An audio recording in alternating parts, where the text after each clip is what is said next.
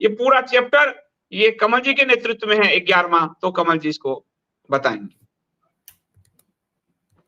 जी धन्यवाद संदीप जी। तो ये 11वां चैप्टर जो है, ये मुझे लगता है कि इतना डिटेल में शायद ही किसी पॉलिटिकल पार्टी ने डाला होगा जो अपनी आईटी और सोशल मीडिया की पॉलिसी इतना डिटेल में डालें।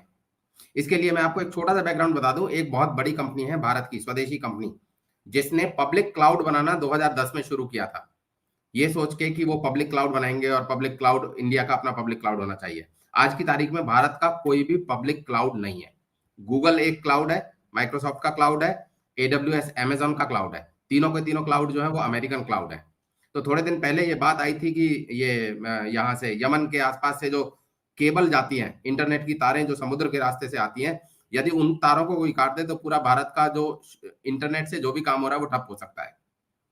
तो ये एक बहुत बड़ा खतरा है। इसको चीन की डिपेंडेंसी नहीं है अमेरिका पे, लेकिन भारत की पूरी डिपेंडेंसी अमेरिका पे है। डेटा जो है वो हमारे लोगों का सारा डेटा अमेरिका में है, डेटा अमेरिकन सर्वर्स पे। वो डेटा बहुत कीमती डेटा है। इतना बड़ा डेटा है कि 2009 में, आज की बात नहीं, आज से लगभग 15 साल पहले की बात, 2009 में फेसबुक ने केवल अपना 2% डेटा बेचा था और उसको कई मिलियन ऑफ डॉलर्स रुपीज मिले थे। ट्विटर ने जब व्हाट्सएप ने जब अपने आप को बेचा था तो वो भी पर यूजर, कि ट्विटर पे एक यूजर का इतना मोल लगेगा, आई थिंक $10 या $12 का एक यूजर का मोल लगा था। तो अगर हम व्हाट्सएप पे हैं तो हमारा व्हाट्सएप को हमें पैसा देना चाहिए और हम सोचते हैं कि ये फ्री है। तो उसी की तर्ज पे ये यूरोप में एक GDPR कानून है। GDPR कानून जो है वो डेटा, आम आदमी के डेटा को प्रोटेक्ट करने का सबसे सशक्त कानून है और बहुत सारे देशों ने GDPR के बेसिस पे अपने यहाँ के सोशल मीडिया कानून बनाए हैं। जापान ने बनाए हैं, यहाँ तक कि यमन जैसे छोटे देश ने भी बनाए हैं। तो इस भूमिका के साथ मैं शुरू करता हूँ। यूरोप के GDPR की तर्ज पर देश के लोगों का डेटा को सुरक्षित रखने के लिए कानून लाए जाएंगे।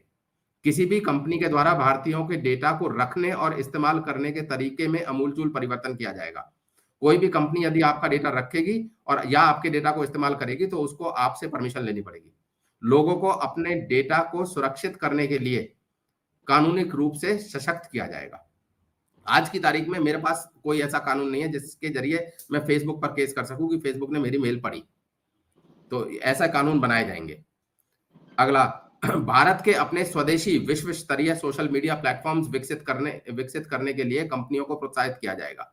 तो हम ये नहीं कह रहे कि हम सरकारें खुद बनाएंगी, लेकिन पीपीपी बेस्ड मॉडल पे या फिर स्वदेशी कंपनियों को प्रोत्साहित किया जाएगा कि वो सोशल मीडिया प्लेटफॉर्म्स बनाएं। देखिए, सोशल मीडिया की ताकत जो है वो सोशल मीडिया की ताकत टेक्नोलॉजी नहीं होता। सोशल मीडिया की ताकत होता है वहां उस पर कितने लोग हैं। अगर फेसबुक को छोड़कर सारे के सारे लोग किसी भारतीय सोशल मीडिया पर आ जाएं तो फेसबुक का शेयर एकदम जीरो, मतलब एकदम जीरो नहीं, बट फेसबुक का शेयर जो है वो आधा भी नहीं रहेगा और वो जो कंपनी है वो रातों रात अरबपति की कंपनी बन जाएगी। तो ये जो पैसा है ये हम बाहर क्यों भेजें? तो भारत का अपना खुद का स्वदेशी सोशल मीडिया प्लेटफॉर्म विकसित करने के लिए कंपनियों को प्रोत्साहित किया जाएगा। इससे लोगों का डेटा सुरक्षित होगा, पहली बात तो, क्योंकि डेटा सेंटर्स जो है वो इंडिया में होंगे। साथ के साथ देश में बड़े स्तर पर रोजगार भी बढ़ेगा। आपको पता ही है, लाखों के स्तर पर लोग जो है वो इन कंपनियों में काम करते हैं, एक एक कंपनी में। तो वो जो सारे लोग हैं वो भारतीय कंपनी में काम करेंगे, भारत के भीतर काम करेंगे। इससे आईटी सेक्टर में हो रहे प्रतिभा पलायन भी रुकेगा, क्योंकि भारत के भीतर लोग काम कर रहे होंगे। आपके बच्चों को विदेश जाने की जरूरत नहीं पड़ेगी। ऐसा नहीं है कि बुढ़ापे में आपकी सेवा करने वाला कोई बच्चा नहीं होगा क्योंकि आपके बच्चे को अमेरिका में जाके नौकरी करनी पड़ रही है। लोगों के लिए लोगों के व्यक्तिगत डेटा का दुरुपयोग करके जो टारगेट एडवर्टीजमेंट, लक्षित विज्ञापन चलाए जा रहे हैं, उन पे रोक लगाई जाएगी। आज आपने गूगल पे कुछ भी सर्च किया और फिर आपके पास व्हाट्सएप पे भी उसी की, मान लो गूगल पे आपने एक कुर्सी सर्च की तो आपको व्हाट्सएप पे भी कुर्सी की ऐड दिखाई देगी, फेसबुक पे भी कुर्सी की ऐड दिखाई देगी। आपको ये कुर्सी खरीदने के लिए आपको प्रोत्साहित वो किया जाएगा, पुश किया जाएगा। तो इस तरह का जो टारगेटेड एडवर्टीजमेंट है ये बंद किए जाएंगे। कोई भी कंपनी किसी के भी प्राइवेट डेटा का बिना उसकी अनुमति के उपयोग नहीं कर सकेगी। तो यदि आप अनुमति देते हैं उस कंपनी को तब वो आपके डेटा को यूज कर पाएगी, अदरवाइज वो यूज नहीं कर पाएगी। पीपीपी मॉडल पर भारत के स्वदेशी डेटा सेंटर्स खड़े किए जाएंगे जो भौतिक रूप से भी, फिजिकली भी देश की सीमा में ही होंगे। अगला, सरकार फौज। अच्छा, ये एक बहुत इंपॉर्टेंट चीज है कि हमारे सरकारी डेटा, आप देखेंगे सरकार के बहुत सारे विभाग हैं, बिजली विभाग, पानी विभाग, इवन इंटेलिजेंस विभाग, फौज है। और बहुत सारे ऐसे विभाग हैं जो व्हाट्सएप यूज कर रहे हैं, जो ईमेल भेजने के लिए जीमेल यूज कर रहे हैं। तो डेटा की कोई भी प्राइवेसी नहीं है। कम से कम सरकार, फौज या सरकार से जुड़े हुए कर्मचारी, उन कर्मचारियों की फैमिली, कर्मचारियों का संवेदनशील डेटा, उस उनका जो व्यक्तिगत डेटा है वो केवल देश के भीतर, देश के डेटा सेंटर में ही रखा जाएगा, जिसे देखने का अधिकार भी प्राइवेट कंपनियों को नहीं होगा। अगर हमारे फौजियों का डेटा कोई भी प्राइवेट कंपनी देख सकती है तो वो उन फौजियों को मैनिपुलेट भी कर सकती है। ये बहुत बड़ा सिक्योरिटी ब्रीच है और इस पर तो हम आते ही काम करेंगे। अगला है कि सरकार तथा उससे जुड़े संस्थानों के सभी कर्मचारियों किसी भी विदेशी प्लेटफॉर्म जैसे जीमेल, व्हाट्सएप आदि की जगह केवल स्वदेशी प्लेटफॉर्म का ही उपयोग करेंगे। तो स्वदेशी प्लेटफॉर्म को पहले विकसित करेंगे। ऐसा नहीं है कि किसी को रोक देंगे बिल्कुल कि भाई आप यूज ही मत करो इंटरनेट। तो पहले पहले स्वदेशी प्लेटफॉर्म्स डेवलप किए जाएंगे और फिर उन स्वदेशी प्लेटफॉर्म पे ही सरकार का सारा काम होगा। जैसे AWS है, गूगल क्लाउड है, ये क्लाउड है और क्लाउड पे जो डेटा होता है आजकल आप देखेंगे सारा डेटा जो है वो क्लाउड पे ही रहता है। ऐसा कोई भी पब्लिक क्लाउड भारत का नहीं है। तो भारत का स्वदेशी पब्लिक क्लाउड जो है वो बनाने के लिए कंपनियों को प्रोत्साहित किया जाएगा। इस क्षेत्र में अगर आप देखेंगे तो इस पूरे जो भी हमने ऊपर वाले पॉइंट्स लिखे हैं, इन सारे ऊपर वाले पॉइंट्स में मिलाकर कई करोड़ नौकरियां सृजित होंगी और वो सारी की सारी नौकरियां जो है वो भारत के भीतर सृजित होंगी और वो सारी की सारी नौकरियां बहुत ही हाई पेड नौकरियां होंगी, हाई पेड जॉब्स। ऐसा नहीं है कि हम छोटे मोटे गार्ड बनाने की, मतलब मैं किसी को भी छोटा नहीं कह रहा, मैं पैसे के हिसाब से कह रहा हूँ कि ऐसा नहीं है कि हम कोई 10,000 की नौकरी किसी को लगा रहे हैं। ये करोड़ों जो नौकरियां लगेंगी, ये एक एक नौकरी ऐसी होगी जो बहुत एफ्लुएंट, बहुत पैसे वाली नौकरी होगी हमारे बच्चों के लिए। तो सर्च इंजन तथा आर्टिफिशियल इंटेलिजेंस, हम सबको मालूम है कि आर्टिफिशियल इंटेलिजेंस और सर्च इंजन जो है ये दो धारी तलवार है। आर्टिफिशियल इंटेलिजेंस किसी भी टेक्नोलॉजी की तरह आर्टिफिशियल इंटेलिजेंस के फायदे भी हैं, नुकसान भी है। आज की तारीख में अगर आप आर्टिफिशियल इंटेलिजेंस को देखें या सर्च इंजन को देखें, उस पर आप हिंदू धर्म, सनातन धर्म के अलावा अगर आप किसी भी धर्म के बारे में सर्च करेंगे तो कोई नेगेटिव चीज आपको नहीं मिलेगी। वो नेगेटिव चीज सर्च इंजन रिजल्ट देने से डरता है। क्यों? क्योंकि उसको पता है कि इसके खिलाफ एक्शन हो सकता है। हिंदुइज्म या सनातन के खिलाफ वो लिखने से नहीं डरता। क्यों? क्योंकि उस पर कोई कानून नहीं है, उस पर कोई एक्शन नहीं होता है, कोई कुछ नहीं करता है।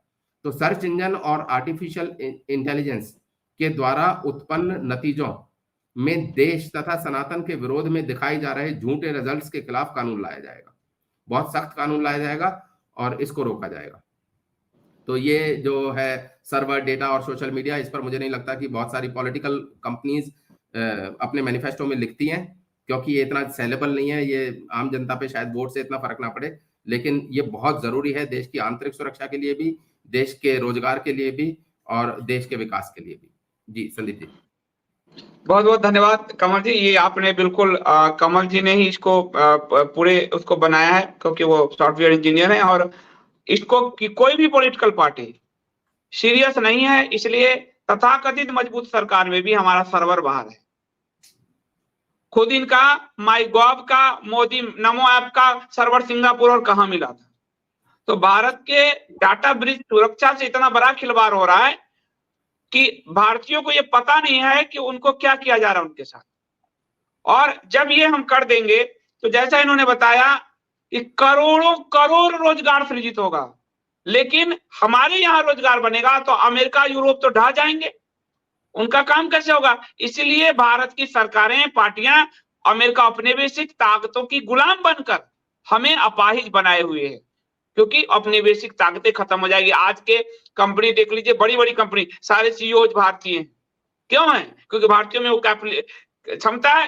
पहले आरक्षण देखिए, आरक्षण की व्यवस्था में उन सबको बाहर किया गया, फिर उनको बाहर धकेला गया ताकि अमेरिका, यूरोप आगे बढ़े और भारत सर्विस सेक्टर उनका लेबर सप्लायर बना रहे। इस भारत को हम लेबर सप्लायर से हटाकर भारत को हम सही मायने में जो आपको मैन्युफैक्चरिंग इंडस्ट्री होती है या सही मायने में जो लीडरशिप देने वाली बात है, वो हम भारत के सभ्यता को बना सकते हैं यदि इस मैनिफेस्टो को एज इट इज लागू कर दिया जाए।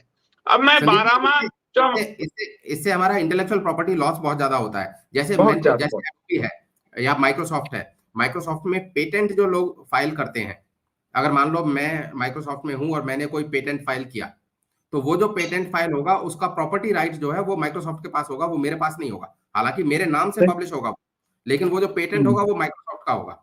तो कल को उस पेटेंट पे जो जितना भी पैसा कमाएगी वो केवल माइक्रोसॉफ्ट कमाएगी। तो ये हमारा इंटेलेक्चुअल प्रॉपर्टी लॉस है। इतने इतने सारे भारतीय लोग डेली बेसिस पे पेटेंट फाइल करते हैं। आप देखेंगे तो ये जितनी भी बड़ी कंपनीज हैं, मैं सॉफ्टवेयर से हूं तो सॉफ्टवेयर का मुझे पता है, सॉफ्टवेयर के जितने भी पेटेंट फाइल होते हैं उसमें से मेजॉरिटी ऑफ पेटेंट्स जो है वो इंडियन ओरिजिन के लोग फाइल करते हैं। लेकिन किसी का भी ओनरशिप, उस पेटेंट की जो ओनरशिप है वो किसी भी भारतीय के पास नहीं है, क्योंकि ज्यादातर बाहर की कंपनियों में काम कर रहे हैं। सही बात है। तो इसको आप सोचिए कि हमने कितनी बारीकी से काम किया है।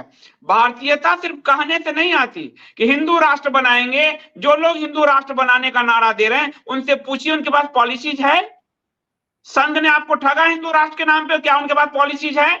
10 साल सत्ता में हो गए, वो अपना एक सर्वर नहीं बना पाए, उनके पास पॉलिसीज है? गाय के आधारित वो इकोनॉमी विकसित नहीं कर पाए, वो बीफ में नंबर 2 बना रहे भारत को, क्या उनके पास पॉलिसीज है? इस व्यवस्था को लाने से ये सनातन राष्ट्र बन जाएगा। ये ऐसे बनेगा घोषणा करके और गप्पबाजी करके नहीं बनेगा, पूरी पॉलिसीज लाकर बनाया जाएगा।